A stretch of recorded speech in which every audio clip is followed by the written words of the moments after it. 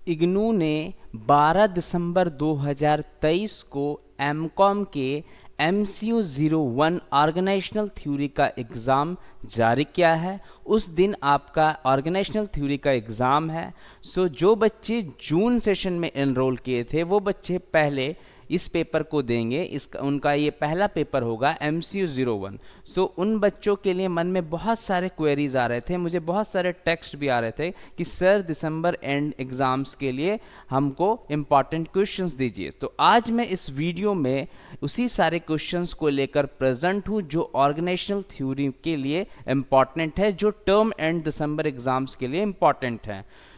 Video को start करने से पहले welcome back to our channel Commerce Education centre.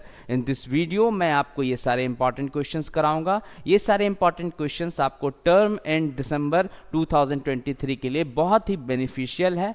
और इस एग्ज़ाम्स में आप पेपर कैसे लिखेंगे, क्योंकि आपने इग्नू में पहली बार कदम रखा है, आपका पहला एडमिशन है, आपका पहला पेपर है एमकॉम में, तो आपको कैसे पेपर को लिखना है, किस तरीके से स्ट्रैटेजी रखना है ताकि आप 80 to 90% कवर कर सके। वो सारी बातें हम लोग इस वीडियो में करेंगे। उससे पहले देखिए कि ये जो पेपर है ये पहला पेपर है आपका, ये फर्स्ट पेपर आप इग्नू में आप देंगे। इग्नू के एमकॉम वाले डिसिप्लिन में आप इसको लिखेंगे, सबसे पहला पेपर। इस पेपर में आपको क्या करना है कि आपको स्ट्रैटेजी बनाना है। और ये सारे 15 क्वेश्चंस या जो 20 क्वेश्चंस मैं आपको यहाँ पर दे रहा हूँ वो सारे 20 क्वेश्चंस को करके जाइए, ताकि आपको ये क्वेश्चंस अगर आप करके जाते हैं तो आपको 80 to 90% मार्क्स के लिए सोचना नहीं पड़ेगा। और ये जो भी मैं क्वेश्चंस आपको प्रोवाइड कर रहा हूँ उसका आंसर्स भी मैंने तैयार कर रखा है। वो सारे आंसर्स मैं आपको PDF के तौर पे दूंगा। ये जो आंसर्स है इसके लिए आपको कुछ पैसे पे करने पड़ेंगे, जैसा कि आपने जून में पे करा था। बस कुछ छोटा सा अमाउंट है, क्योंकि इसमें काफ़ी मेहनत लगती है, इस वजह से वो अमाउंट को रखा गया है। इसमें पैनिक होने की कोई बात नहीं है। वीडियो के स्क्रीन पर एक नंबर चल रहा होगा, उस नंबर पे आपको व्हाट्सएप करना है, और व्हाट्सएप करने के बाद आपको वो सारे PDF वहाँ पे मिल जाएंगे। और ये सारे क्वेश्चंस को एकदम सिलसिलेवार से क्रोनोलॉजिकल ऑर्डर से करके जाइए। अब वीडियो को हम लोग स्टार्ट करते हैं और देखते हैं कि ये क्वेश्चंस क्या है, क्योंकि क्वेश्चंस को मैं समझाऊंगा और समझाने के बाद आपको इसके आंसर्स PDF के तौर पे दूंगा। वो उन बच्चों के लिए PDF के तौर पे मिलेगा जो बच्चे वो छोटा सा अमाउंट को पे करेंगे। ज़्यादा बड़ा अमाउंट नहीं है, उसको पे करना है और आपको अपने एग्ज़ाम्स की तैयारी पे पूरा फोकस रहना है, ठीक है। चलिए देखते हैं MCU 01 ऑर्गेनाइजेशनल थ्योरी का यह पेपर। पहला देखिए क्या क्वेश्चन कहता है। पहला क्वेश्चन कहता है why do you study organisational behaviour, illustrate your answer with examples. देखिए ये 20 मार्क्स का क्वेश्चन बन रहा है, ठीक है। अब जो भी क्वेश्चंस आएंगे वो 20 मार्क्स के क्वेश्चन आएंगे। 20 into 5 करेंगे तो 100 मार्क्स का पेपर बनेगा। सबसे पहले आप पेपर का प्रारूप जान लीजिए। 100 मार्क्स का पेपर होता है आपका, और 100 मार्क्स के पेपर में आपका पासिंग मार्क्स होता है 40 मार्क्स यहाँ पर पासिंग है आपके लिए, और ये आपका टोटल मार्क्स है। तो आपको ये 40 मार्क्स पे फोकस नहीं करना है।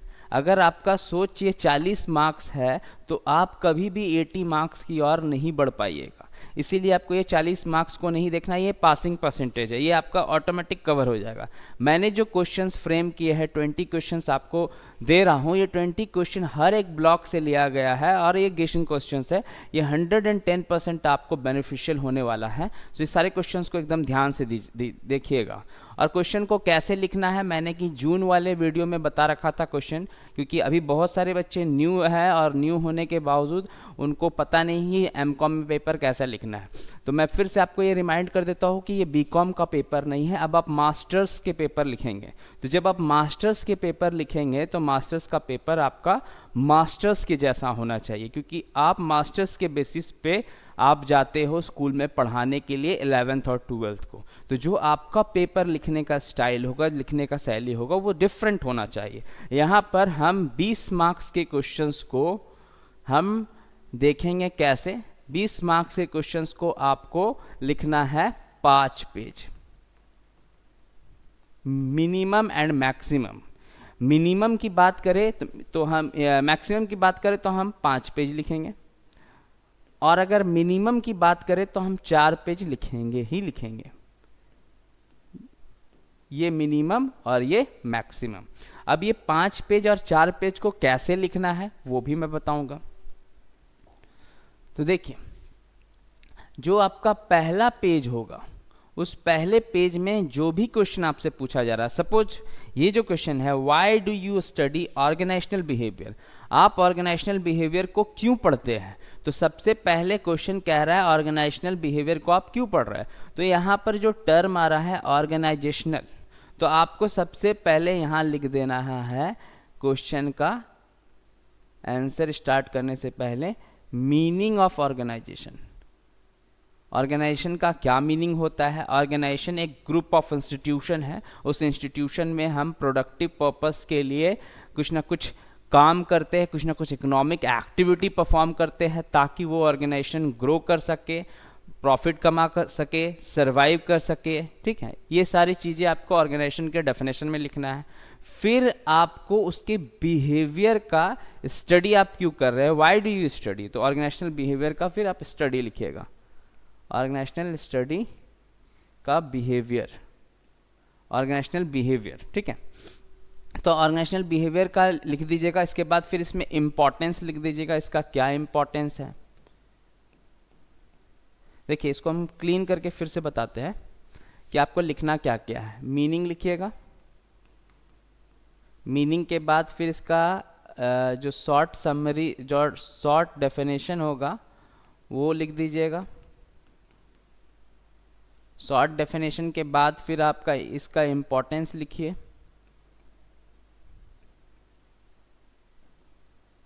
फिर इसका फीचर लिखिए, फिर इसका आप एक वेन डायग्राम दीजिए, क्योंकि वेन डायग्राम आप जब देंगे ना तो क्वेश्चन आपका दूसरा इम्पैक्ट डालेगा। दूसरा इम्पैक्ट डालने का मतलब है एक अलग सा, एक डिफरेंट अट्रैक्शन आपको एग्जामिनर के माइंड पे आप छोड़ेंगे। ठीक है, तो वेन डायग्राम के बाद आपका बच जाता है लास्ट वाला पार्ट, कंक्लूजन।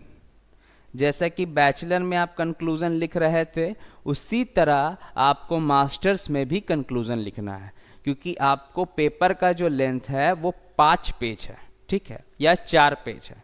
तो आपको दोनों चीज़ पे ध्यान रखना है, क्वांटिटी पे भी और एक क्वालिटी पे भी। तो क्वांटिटी होता है वो 5 पेज, और ये हो गया आपका क्वांटिटी, और क्वालिटी जो होता है वो होता है कि आप उस क्वेश्चन में क्या लिख रहे हो।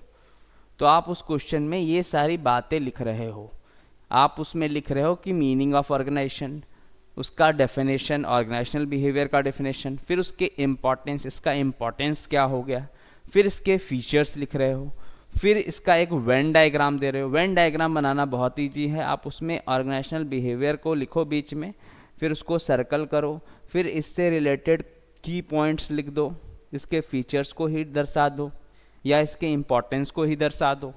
तो ये आपका हो गया वेन डायग्राम। ऑर्गेनाइजेशनल बिहेवियर के क्या इम्पैक्ट्स है, ये सोसाइटी को बेनिफिट देता है, ये इको फ्रेंडली प्रोडक्ट्स भी बनाता है, ये एक गुड वर्किंग इन्वायरमेंट क्रिएट करता है। ये सारी तमाम बातें जो आप उस क्वेश्चन से रिलेटेड आपके माइंड में आ रहा है वो सारी बातें आपको उसमें लिखनी है। ठीक है, सो अब हम लोग क्वेश्चंस को डिस्कस करते हैं। हमें पता चल गया कि क्वेश्चंस को कैसे लिखने हैं, क्या क्वांटिटी होगा और क्या हम क्वालिटी देंगे ताकि हमको 80 to 90% मार्क्स मिलेगा। ठीक है, अब देखिए जो दूसरा पहला क्वेश्चन तो है why do you study organisational behaviour. इसके बाद देखिए, इसके बाद है what are various functions and roles of managers, how are they useful in enhancing the efficiency of organisation.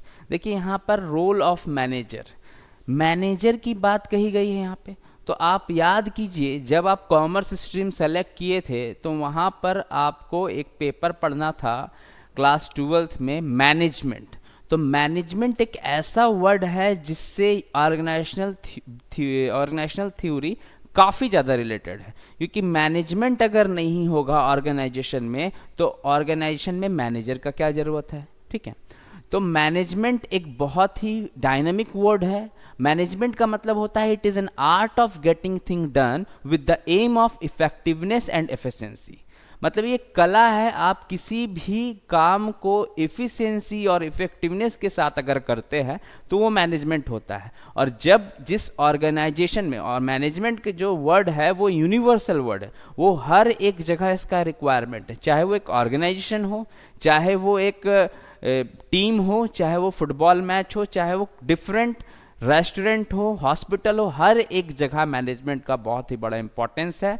तो जब हम ऑर्गेनाइजेशन की बात करेंगे तो जिस भी ऑर्गेनाइजेशन को अगर रन करना होता है तो वहाँ पर एक मैनेजर का रिक्वायरमेंट होता है।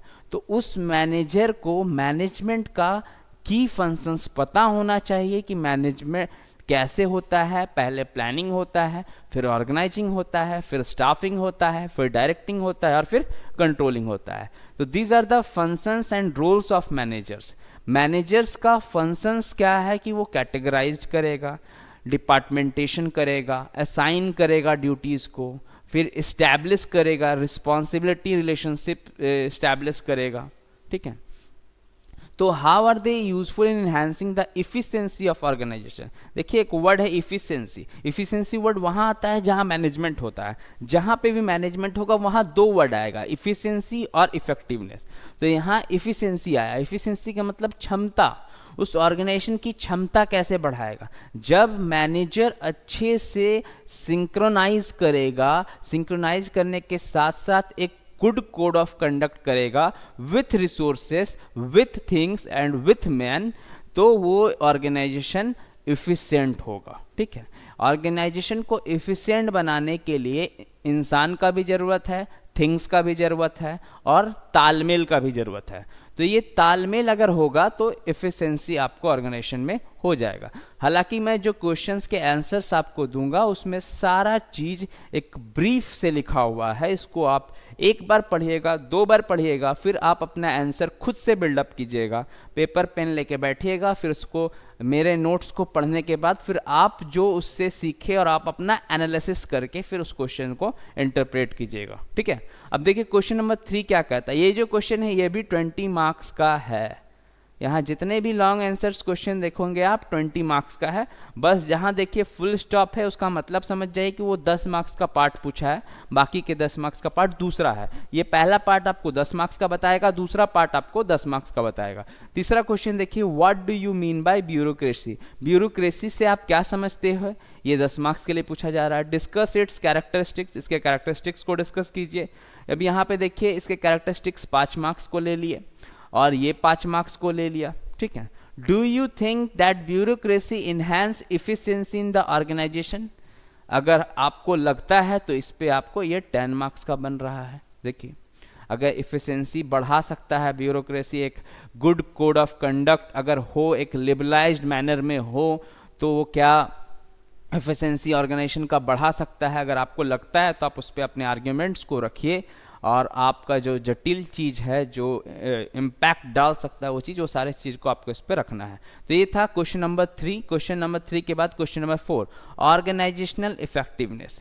इफेक्टिवनेस ऑर्गेनाइजेशनल क्या समझते हैं आप, ऑर्गेनाइजेशनल इफेक्टिवनेस क्या होता है, कैसे आप इंसान को, थिंग्स को, रिसोर्सेस को आप एक क्रोनोलॉजिकल ऑर्डर पे रखते हो, इकोनॉमिकली यूज़ करते हो, ऑप्टिमम यूटिलाइजेशन ऑफ रिसोर्सेस होता है, वो सारी चीज़ें। तो ये भी आपको 10 मार्क्स में पूछा जाएगा। और explain different components and determinants of organisational effectiveness, इसके डिफरेंट कंपोनेंट्स को आपको डिस्कस करने हैं। ठीक है, अब देखते हैं हम लोग क्वेश्चन नंबर 5 की ओर। अब क्वेश्चन नंबर 5 देखिए क्या है कि describe the factors which influence employees behaviour and their performance. इसमें कुछ फैक्टर्स आपको डिस्कस करने हैं जो एम्प्लॉय के बिहेवियर और परफॉर्मेंस को इन्फ्लुएंस कर दे, बदल दे। ठीक है, तो इसमें ट्रेनिंग आ जाएगा आपका। ठीक है, तो इसमें क्या क्या आ जाएगा, वेरियस फैक्टर्स, मोटिवेशन आ जाएगा, आप उसको मोटिवेट करेंगे, परफॉर्मेंस अप्राइजल के लिए सोचेंगे, तो वो सारी चीज़ें आपको देखने को मिलेगी ताकि उनके परफॉर्मेंस में कुछ ना कुछ बदलाव आएगा, काम करने का मन बनेगा। ठीक है, अब क्वेश्चन नंबर 6 देखिए, परसेप्शन से आप क्या समझते हैं। तो परसेप्शन क्या होता है कि हम अपनी मन में जो अवधारणा बनाते हैं उसको हम परसेप्शन कहते हैं। अब उस परसेप्शन पे टिका हुआ है ऑर्गेनाइजेशन, क्योंकि परसेप्शन कहाँ होता है, परसेप्शन होता है मेन के पास। मेन का जैसा परसेप्शन होगा उस हिसाब से वो ऑर्गेनाइजेशन रन करेगा। परसेप्शन अच्छा होगा तो ऑर्गेनाइजेशन स्मूथ वर्क करेगा, स्मूथ फंक्शनिंग होगा, ठीक है। What are the uses of studying about perception? अगर आप परसेप्शन को पढ़ते हैं तो इसका क्या यूज है ऑर्गेनाइजेशन पे, उसको भी आपको लिखना है, ठीक है।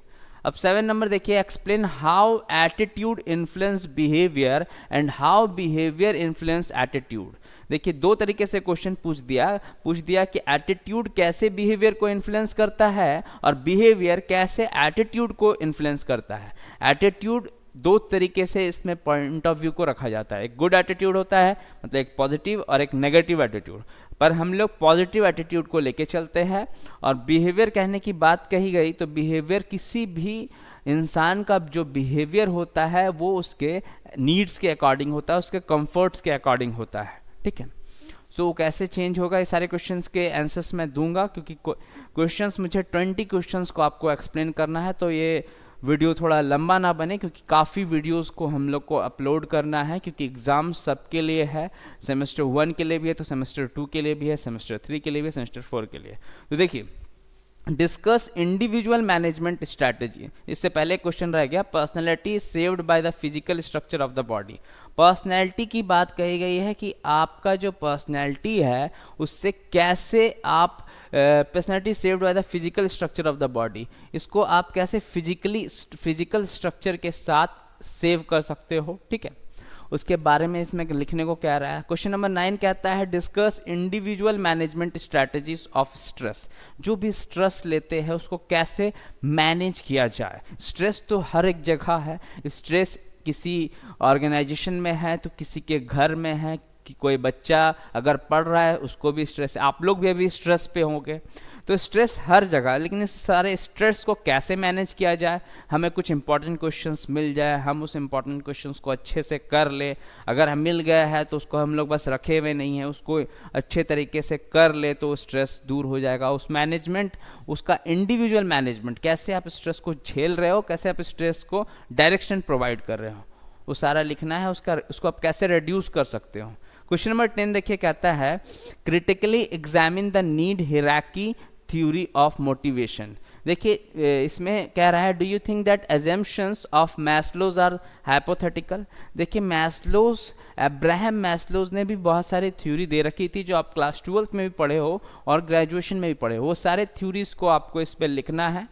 वो सारा थ्योरी मोटिवेशन का, जिसमें self actualisation, esteem needs, social needs, security needs, ये सारा नीड्स को आपको इसमें एक्सप्लेन करना है। देखिए क्वेश्चन नंबर 11 में एक मिसप्रिंटिंग रह गया है, डिस्टिंग्विश बिटवीन जॉब इन रिचमेंट, नहीं जॉब इनरिचमेंट, इसको सुधार लीजिएगा, इनरिचमेंट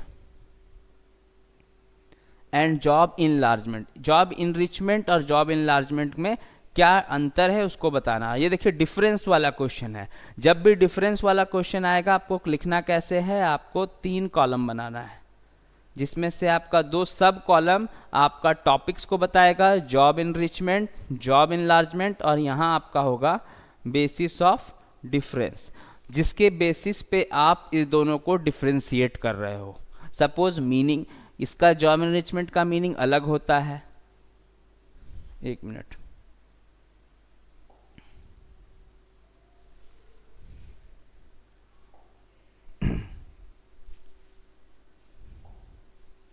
ENRICHMENT, इनरिचमेंट, आई नहीं होगा, ठीक है। तो इसको आपको कैसे बेसिस ऑफ डिफरेंस में लिखना है, तो आपको लिखना है इसमें कि उसका जो बेसिस ऑफ डिफरेंस है, कैसे आप इस और इसमें अंतर आप इस्टेब्लिश कर रहे हो, मीनिंग क्या है, ठीक है। उस चीज़ को पहले मीनिंग को दिखाया, फिर मीनिंग के बाद ऑर्गेनाइजेशन में इसका क्या इम्पैक्ट है, उसके बेसिस पे ये दोनों पे। फिर क्वेश्चन नंबर 12 है, देखिए क्वेश्चन नंबर 12 कहता है कि what is grapevine, what is grapevine, what are its causes, how would you tackle the problem of grapevine. Grapevine क्या होता है, उसके काउजेज क्या है, उसको आप कैसे इसके प्रॉब्लम्स को टैकल करोगे वो सारा चीज़ आपको इसमें मेंशन करना है। ये 12 क्वेश्चंस थे। अब इसका जो नेक्स्ट स्लाइड है उसमें देखिए, उसमें इसमें टोटल आपको 18 क्वेश्चंस मिलेंगे आपको, सॉरी 19 क्वेश्चंस आपको मिलेंगे इसमें।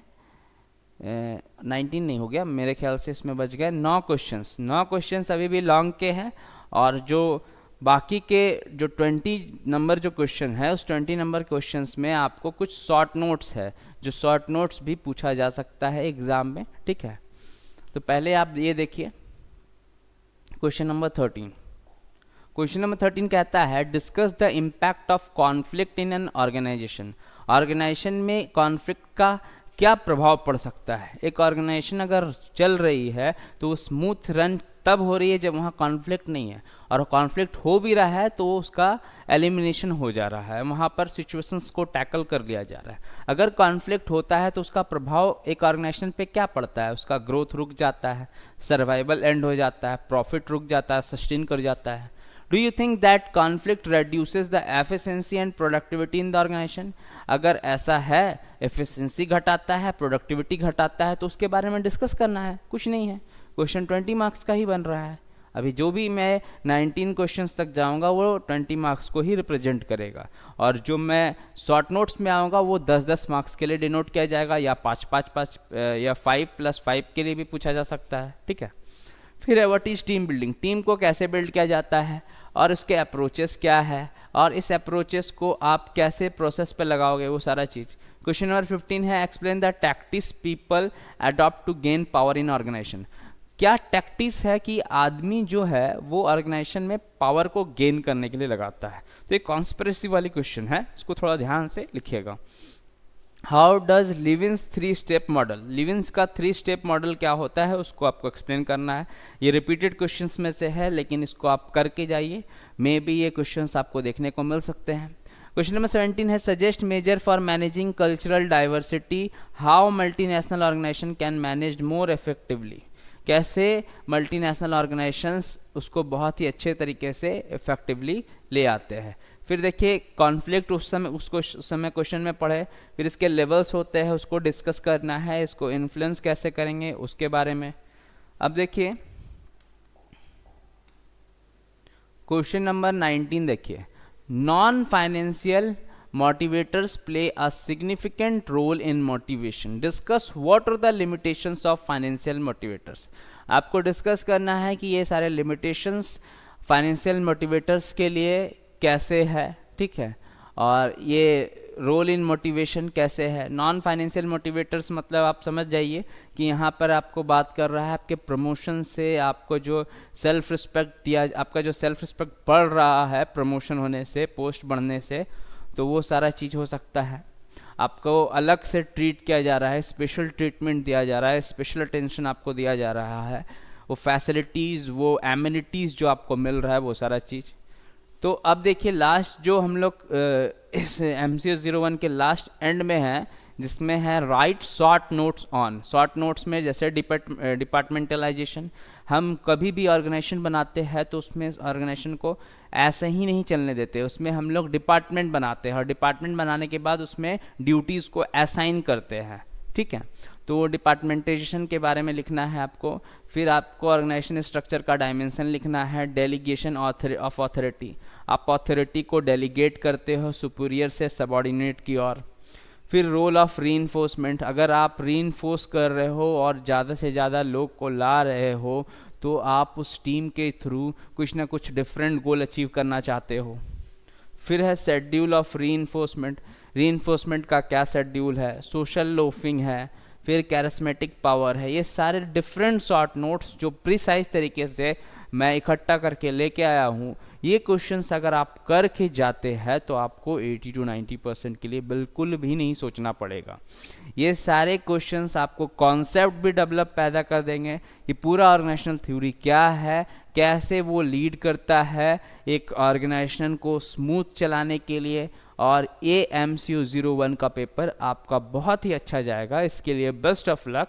और ये सारे क्वेश्चंस के PDF आपको चाहिए तो मैं दोबारा से आपको याद दिला दूं कि इसके लिए आपको कुछ सर्टेन पैसे एप्लीकेबल है, आपको कुछ सर्टेन छोटा सा अमाउंट है उसको पे करना होगा। आपको ये पीडीएफ आपके व्हाट्सएप पे मिल जाएंगे या जीमेल पे मिल जाएंगे, जैसे आप जो मोड से आप उसको पे करोगे उस और जो मोड आपका कम्युनिकेशन का होगा उसमें आपको दे दिया जाएगा। So thank you and next videos के लिए, जैसे कि सेमेस्टर 2 के बच्चों के लिए भी काफ़ी नज़दीक है एग्ज़ाम सबके लिए, तो हम अपना पूरा एफर्ट लगा रहे हैं कि जल्दी से जल्दी वीडियोस आपको मिल जाए। कुछ टेक्निकल इशू के वजह से हमने वीडियोस को अपलोड करने में टाइम लगाया, उसके लिए हम लोग सॉरी है, क्योंकि लेट से हम लोग वीडियोस को अपलोड कर रहे हैं, लेकिन वीडियोस अब आपको टाइम टू टाइम मिलते चले जाएंगे। सो अगर आपको हमारा ये वीडियोस पसंद आता है, हमारा ये इम्पोर्टेंट क्वेश्चंस और हमारा और भी जो हम इस वीडियोस को एक क्रोनोलॉजिकल ऑर्डर में रन कर रहे हैं, अगर उसके लिए आपको ज़रा सा अगर अच्छा लग रहा है तो आप उसके लिए लाइक कीजिए, शेयर कीजिए और सब्सक्राइब कीजिए। Thank you everyone.